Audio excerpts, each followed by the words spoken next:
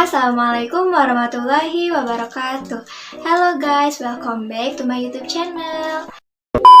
Sebelumnya, perkenalkan nama saya Juliani Eka Pertiwi dari Keperawatan B, Universitas Pendidikan Indonesia. Nah, di sini saya akan menjelaskan tentang sintesis protein. Agar tetap sehat, tubuh kita membutuhkan banyak zat. Salah satunya yaitu protein. Proses pembuatan protein ini disebut dengan sintesis protein.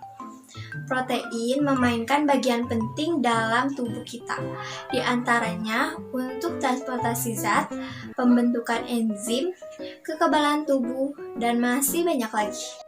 Bagaimana sih proses terjadinya sintesis protein? Secara umum, proses sintesis protein terdiri dari dua tahapan. Yang pertama ada transkripsi, yang kedua ada translasi. Transkripsi merupakan proses pembuatan salinan mRNA yang berasal dari DNA, sedangkan translasi merupakan proses penerjemahan mRNA menjadi protein. Jadi, secara keseluruhan, sintesis protein merupakan proses DNA menjadi mRNA, lalu mRNA menjadi protein. Proses yang pertama yaitu transkripsi. Transkripsi terjadi di dalam nukleus. Ada 3 tahapan yang terjadi dalam transkripsi, yaitu inisiasi, elongasi, dan terminasi. Saat terjadinya transkripsi, DNA yang terjadi di nukleus akan dihampiri oleh RNA polimerase. Inisiasi terjadi saat RNA polimerase melekat pada daerah promotor gen. Pada saat itu, RNA polimerase akan mulai membentuk mRNA melalui cetakan DNA template. Poin yang harus diingat pada transkripsi adalah adenin akan berpasangan dengan urasil pada mRNA. Timin pada DNA akan berpasangan dengan adenin mRNA. Guanin pada DNA akan berpasangan dengan citosin pada mRNA. Citosin pada DNA akan berpasangan dengan guanin pada mRNA. Kemudian, RNA polimerase akan mengarahkan pembacaan dari arah 5 ke arah 3. Proses ini dinamakan sebagai elongasi. Transkripsi akan berakhir saat RNA polimerase sampai pada daerah terminator. mRNA yang telah terbentuk mengandung 3 basa nitrogen yang dikenal dengan kodon. Selanjutnya, mRNA kodon ini akan meninggalkan nukleus melalui pori-pori nukleus melalui pori-pori sitoplasma untuk memulai translasi. Setelah menyelesaikan proses transkripsi, mRNA yang ada di nukleus akan berpindah ke sitoplasma, yang merupakan tempat ditemukannya ribosom. Hal ini dilakukan untuk melanjutkan tahap translasi. mRNA ini berperan sebagai cetakan untuk pembuatan protein. Sebagaimana kita ketahui, mRNA mengandung 3 urutan jenis basa nitrogen yang disebut kodon.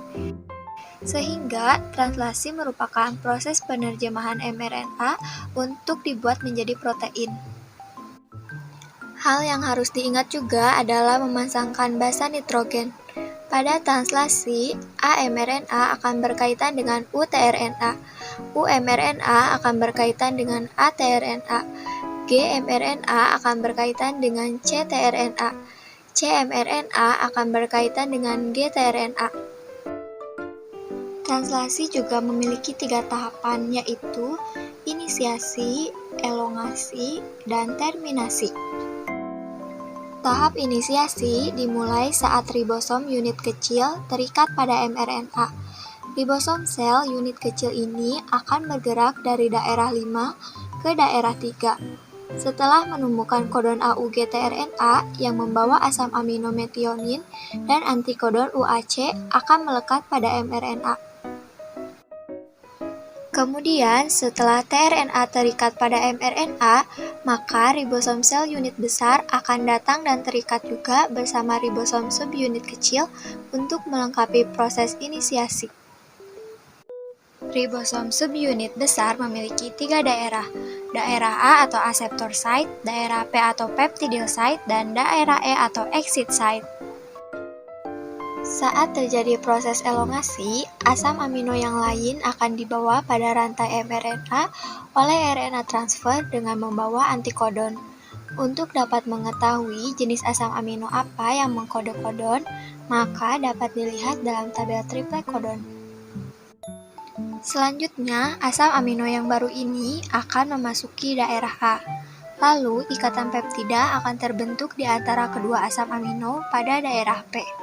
Saat itu, ribosom akan berpindah ke triplet kodon lain yang ada di mRNA, sehingga tRNA yang sudah melepaskan asam aminonya akan berada di daerah E dan bersiap untuk keluar. Kemudian, daerah A bersiap untuk ditempati tRNA yang baru. Siklus ini akan terus berulang sampai pada tahap terminasi. Terminasi terjadi ketika salah satu dari 3 stop kodon berada di daerah A. Kodon ini dikenali protein sebagai release faktor. Saat rilis faktor memasuki daerah A, secara otomatis polipeptida akan rilis dari ribosom, dan ribosom pun akan terpisah dan bersiap untuk melakukan translasi yang baru. Nah, polipeptida inilah yang dikenal sebagai protein.